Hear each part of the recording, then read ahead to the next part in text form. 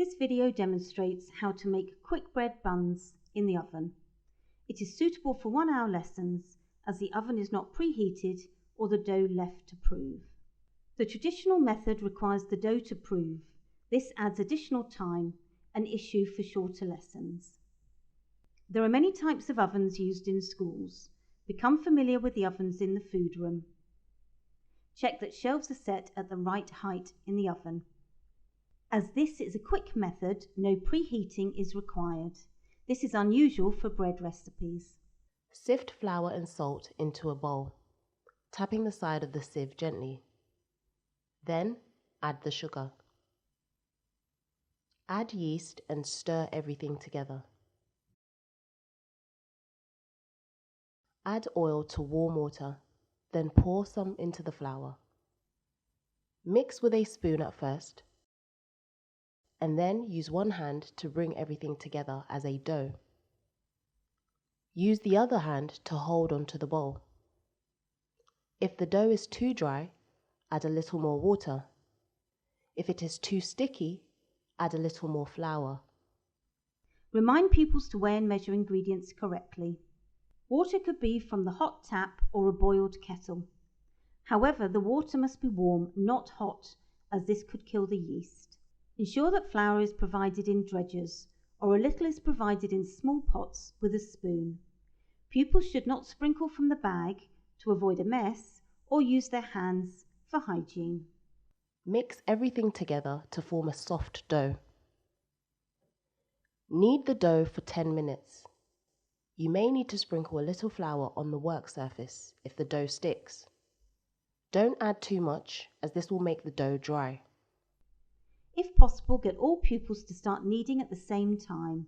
Use a 10-minute timer or play some music. You want the dough to become smooth and elastic. Shape the dough into an oblong. This is an opportunity to embed maths into food lessons. Cut in half to make 2, halve again to make 4, and halve one more time to make 8. Cut the dough into 8 equal pieces.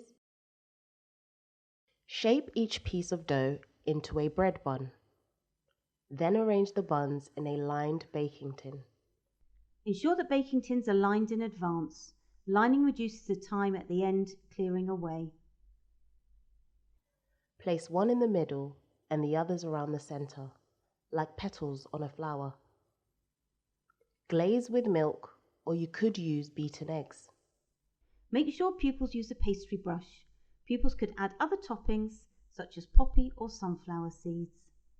Place the baking tin in a cold oven and then turn up to the highest temperature immediately. Allow to bake. Remove from the oven after approximately 15 to 20 minutes and cool on a cooling rack. Test readiness by tapping the bottom of a bun. It should sound hollow. Always use oven gloves when using an oven. Pupils should be careful when tapping the bottom of their bread. It will be hot. Ensure that ovens are switched off at the end of the lesson. Check your school policy for risk assessment, first aid and dealing with accidents. Ensure that you know and follow the school policy on dealing with and reporting any accidents, such as cuts and burns. As yeast multiplies, it turns starches and sugars to alcohol and produces carbon dioxide gas. It is this gas that adds the air into the dough and makes it increase in size. The important protein found in flour is gluten. Gluten is vital when making bread as it forms a supporting structure which prevents the bread from collapsing and also provides an elastic or springy and chewy texture in baked goods. In order to form gluten, water needs to be mixed in, resulting in a dough. The dough is then kneaded to make the gluten strong and long. As the bread bakes, it changes in colour, texture and aroma. There are 3 main reactions that cause these changes: the Maillard reaction, caramelization and dextrinization. Dextrinization is a reaction that causes the breakdown of starch. This occurs when starchy foods are heated without water. Starch breaks down into dextrins, many of which are brown in colour and also provide a toasty flavour. If dextrinization goes on for too long, dextrins can break down further and result in burnt smells and blackening. Caramelization is a reaction involving the breakdown and reaction of sugars rather than starches. Caramelization commonly occurs in desserts, but also a little bit in baking bread. The Maillard reaction actually refers to many different reactions that occur when certain foods are cooked.